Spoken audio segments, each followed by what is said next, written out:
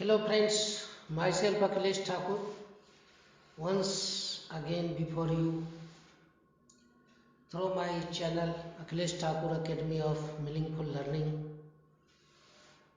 Today's topic is constructivism. संरचनावाद।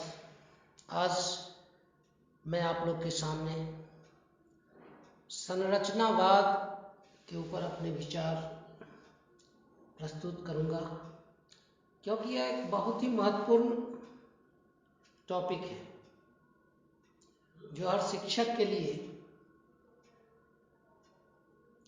Teaching के process में काफ़ी महत्व रखता है।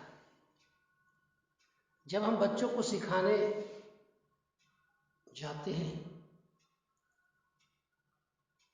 तो उनको पूर्व ज्ञान से जोड़कर बताना, विभिन्न प्रकार के प्रशिक्षणों में ये बताया जाता है कि कल तक हम जहाँ थे उस कल के पाठ को आज के पाठ से कैसे जोड़ेंगे, ये कला शिक्षक को आनी चाहिए। और उस सब का तारतम्य हमारे परिवेश से होना चाहिए। बच्चे जिस परिवेश से आते हैं तो लर्निंग के प्रोसेस में वो जब चीज़ों से इंटरेक्ट करते हैं, छूते हैं, देखते हैं, विभिन्न ज्ञानेंद्रियों के माध्यम से जो इंटरेक्शन होता है उन चीज़ों और परिस्थितियों के साथ बच्चों का, तो उनके दिमाग में एक अवधारणा बनती है। एक बहुत बड़े मनोवैज्ञानिक पियाजे हुए जिन्होंने इन अवधारणाओं को स्कीमा के रूप में परिभाषित किया कि जब भी बच्चे परिवेश के चीज़ों से इंटरेक्ट करते हैं अपने ज्ञानेंद्रियों के माध्यम से, तो उनके दिमाग में एक स्कीमा बनता है। जिस तरह से हम कंप्यूटर के स्क्रीन पर देखते हैं कि जैसे कीबोर्ड पर हम बटन दबाते हैं उस सब स्क्रीन पर दिखता है, सीपीयू से होता हुआ गुजरता है, तो ऐसे ही हमारा ब्रेन और ज्ञानेंद्रियों का कनेक्शन है कि बच्चे जो भी अनुभव प्राप्त करते हैं वो सारे अनुभव अंकित होते हैं ब्रेन में और वहाँ स्कीमा बनता है। और फिर जब अगले लर्निंग एक्सपीरियंस की ओर बच्चों को ले चलते हैं तो उसमें उस स्कीमा का बहुत बड़ा योगदान होता है कि जैसे ही कोई नई चीज़ आती है बच्चे उसको पुरानी चीज़ से दौड़कर देखने का प्रयास करते हैं और कहीं ना कहीं अगर स्कीमा से उनका अटैचमेंट होता है तो बड़ी आसानी से उनके मेमोरी में वो जगह बना लेता है। तो इस सिद्धांत का इस्तेमाल लर्निंग के दौरान काफ़ी महत्व रखता है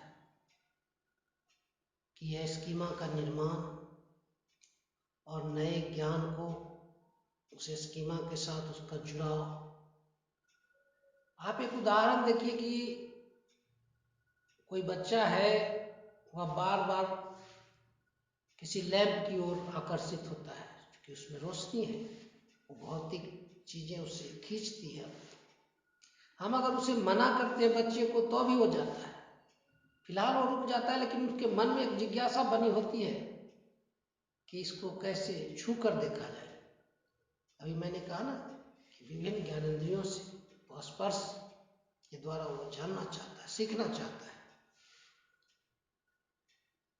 और जब वो अकेले में कभी उसको छू लेता है और जब उसके हाथ में चलन पैदा होती है तो उसे ज्ञान का सृजन होता है कि इन चीज़ों को छूने से ये जलन उत्पन्न होती है। तो फिर आगे हर उस तरह की चीज़ों को छूने से वो परहेज करते हैं। इट मीन्स कि एक छोटी सी घटना ने उनके अंदर ज्ञान का सृजन किया और उसके बाद उनके दिमाग में एक स्कीमा बना और वही स्कीमा आगे जब भी कोई चीज़ उस तरह की उसके सामने आती है तो उस पर उसका असर पड़ता है और उसके अनुसार उसका व्यवहार बदलता है। तो यह एक सिस्टमेटिक प्रोसेस है कि सृजन और संरचनावाद की हर व्यक्ति के अंदर जो इंस्टेंट है, जो डिजायर है, जिसके प्रति उसकी ललक है, वो कहीं ना कहीं उसको ज्ञानेंद्रियों के माध्यम से इंटरेक्शन के लिए प्रेरित करता है, और उस इंटरेक्शन के दौरान उसके अंदर जो ज्ञान का सृजन होता है वह स्कीमा के रूप में उसके ब्रेन में निर्मित होता है। और विभिन्न प्रकार के स्कीमा, उतने अनुभव, वो अनंत स्कीमा का निर्माण करते हैं। और जब भी कोई नई चीजें आती हैं तो उसका मिलान करके बच्चे सीखने का प्रयास करते हैं। आप एक उदाहरण देखिए कि बच्चे क्रिकेट, कबड्डी, ये जो खेल हैं उससे बचपन से रूबरू होते हैं, अपने वातावरण देखते हैं, लेकिन जब वो विद्यालय में आते हैं और खेल के शिक्षक उसे खो खो के बारे में बताते हैं, टेनिस के बारे में बताते हैं, तो वहाँ पर उसे लगता है कि ये कौन सा नया चीज आ गई, क्योंकि उससे जुड़ी हुई चीज़ों को वो पहले नहीं देख पाता है। लेकिन जैसे ही अगर क्रिकेट की बात की जाए तो वह बच्चा तुरंत एक्टिव हो जाता है, ग्राह्यता उसकी बढ़ जाती है। इट मीन्स उससे संबंधित स्कीमा उसके अंदर बना हुआ है।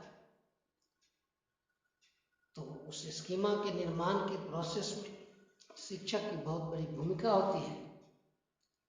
और जब हम टीचिंग प्रैक्टिसेस के दौरान देखते हैं तो हमें पहले ये बताया जाता है कि कोई भी टॉपिक को हम डायरेक्ट बच्चों के सामने ना रखें।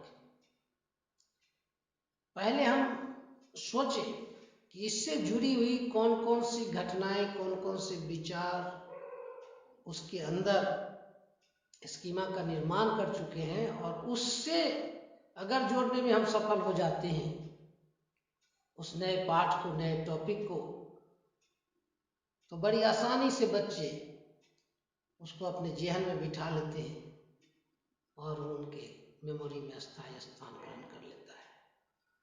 तो कहीं ना कहीं पियाजे का ये प्रिंसिपल हमें परिवेश से जोड़कर सिखाने की ओर प्रेरित करता है, और बच्चे को स्वयं से करके सीखने की भी प्रेरणा देता है। कि हम अगर सिर्फ उसे व्याख्यान के द्वारा बता दें कोई चीज, तो उसको अस्थायी ज्ञान का सृजन नहीं कर सकता है। जब वह उसको करके देखता है, लर्निंग बाय डूइंग होता है उसके साथ, तो वो चीजें अस्थायी रूप से उसके जेहन में आ जाती है। तो इस तरह आज हम लोगों ने देखा कि पियाजो का प्रिंसिपल, स्कीमा का निर्माण, किस तरह से हमें बच्चों के ज्ञानेंद्रियों का उपयोग करते हुए परिवेश से जोड़कर और उनको करके सीखने के लिए प्रेरित करें, तो अस्थायी ज्ञान का सृजन होता है। इसी के साथ मैं आज अपनी वाणी को विराम देता हूँ। धन्यवाद।